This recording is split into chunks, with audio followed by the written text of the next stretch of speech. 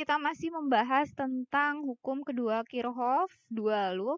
Masuk ke contoh soal ya, bagaimana penyelesaian soal hukum kedua Kirchhoff, dua loop. Ada ilustrasi seperti gambar. Jadi perhatikan gambar, ada 3 buah hambatan, R1 2 ohm, R2 6 ohm, R3 3 ohm. Kemudian 3 hambatan itu berada pada suatu rangkaian tertutup di mana ada 3 buah beda potensial atau sumber tegangan ya, E1, E2, dan E3. Jika nilai E1, E2, E3-nya nggak ada ya, tapi angkanya ada. 8 volt, 6 volt, 12 volt, berarti ini E1, ini E2, ini E3, maka tentukan nilai arus listrik yang melewati R1, R2, R3, oke. Beda potensial listrik AB dan BC, beda potensial listrik AB, BC, oke. Dan daya listrik pada R2, oke. Yang ditanya 3 ya. Penyelesaian. Step pertama, buat arah loop dan nama arus yang melewati hambatan. Karena dari gambar belum ada arah loop dan nama arus ya.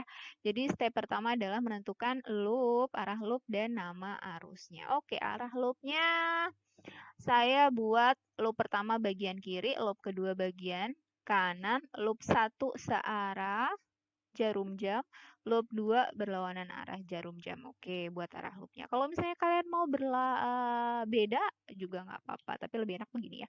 Kemudian nama arusnya. Karena loop 1 itu searah jarum jam, berarti arus yang melewati R1 berarti ke kanan ya. Kita kasih nama karena di sini R1 kita kasih nama aja dia I1 ya.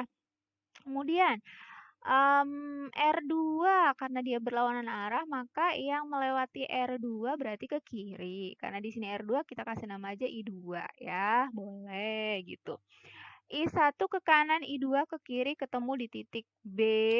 Otomatis karena ini searah, ini berlawanan arah, maka di sini arusnya akan turun. Di sini namanya R3, maka kita kasih nama sebagai I3. Ibu kalau misalnya mau dikasih nama IA, IB, IC boleh nggak? Boleh. Boleh saja. Ya.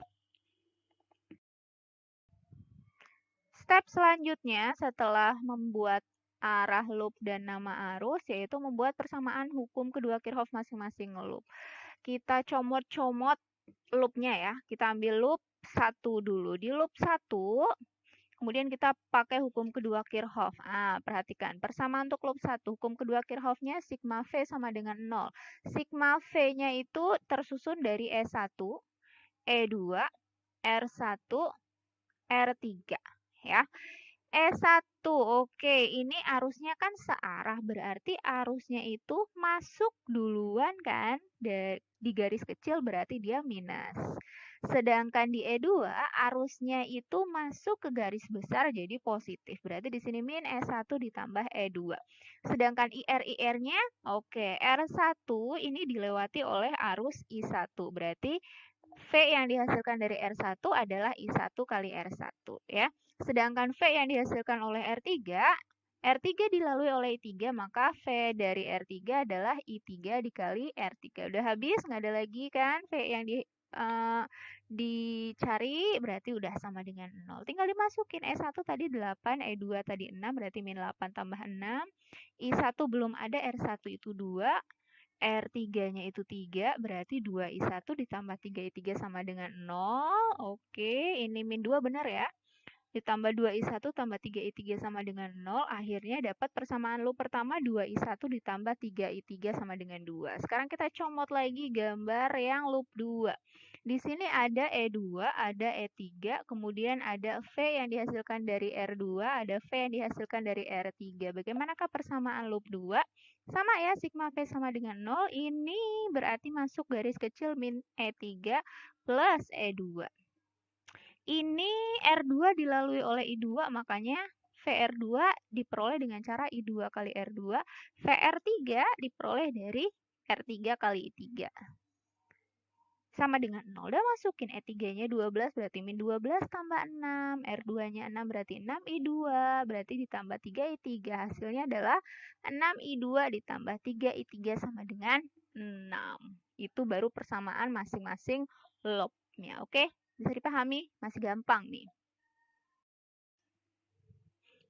Oke, kita masuk ke tahap eliminasi persamaan. Tapi sebelumnya kita kumpulkan dulu persamaan yang ada ya. Persamaan dari loop 1 ada 2I1 ditambah 3I3 sama dengan 2. Persamaan dari loop 2, 6I2 ditambah 3I3 sama dengan 6. Sedangkan ada tambahan persamaan hukum pertama Kirchhoff yaitu I1 ditambah I2 sama dengan 3. Benar? I1 tambah I2 sama dengan 3. Oke, betul ya.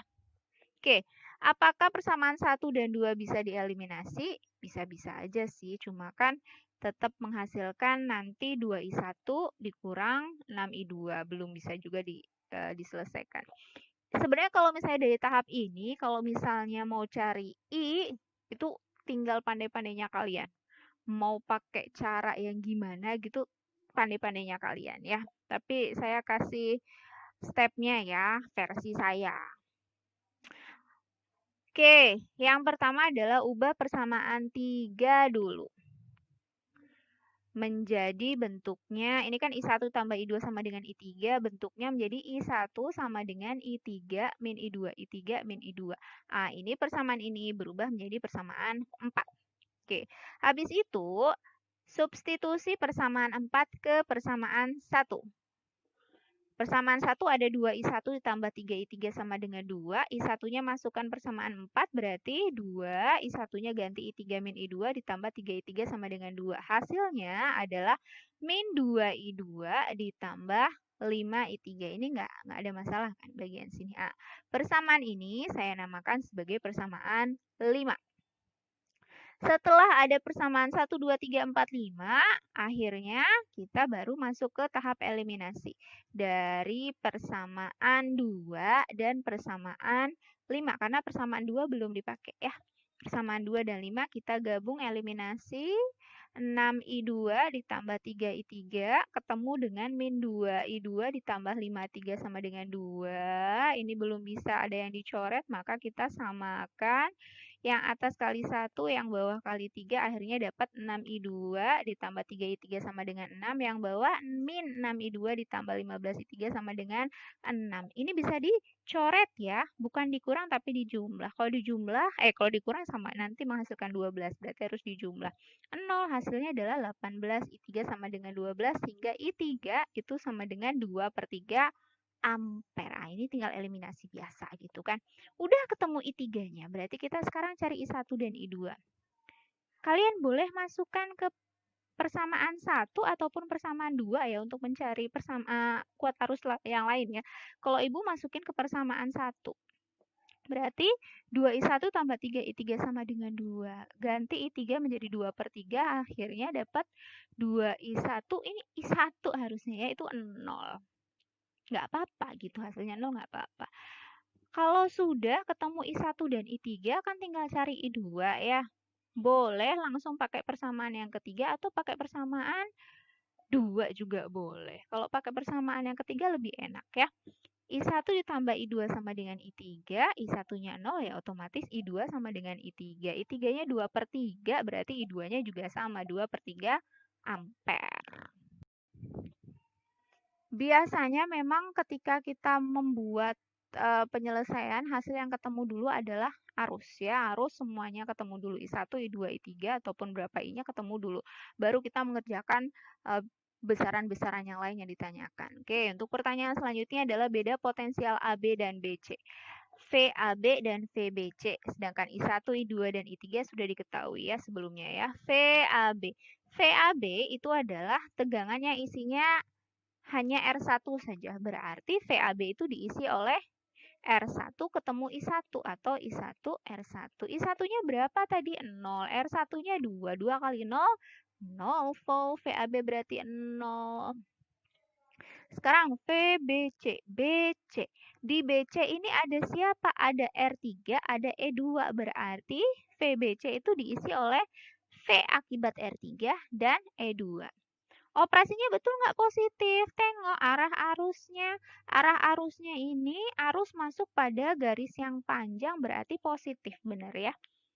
VR3 itu adalah R3 ketemu dengan I3. Berarti I3 kali R3 ditambah E2.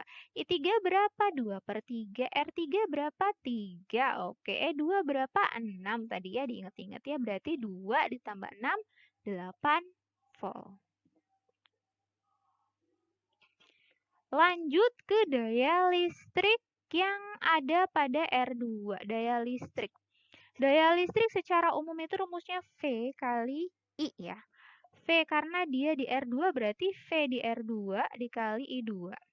V di R2 kan belum diketahui ya. Mau dicari dulu boleh, tapi lebih enaknya pakai perubahan V. V itu kalau dirubah kan jadi I kali R ya. Berarti I-nya ada 2 dikali R. Berarti rumusnya jadi I kuadrat kali R. Dia bekerja di R2, maka I yang bekerja ini adalah I2. Ini adalah I2 ya. I2 dikali R2. I2-nya berapa tadi? I2-nya kan 2/3. Berarti 2/3 dipangkatkan 2. R-nya 6. Berarti 4/9 dikali 6 hasilnya adalah 8/3 watt. Demikian. Terima kasih. Assalamualaikum warahmatullahi wabarakatuh.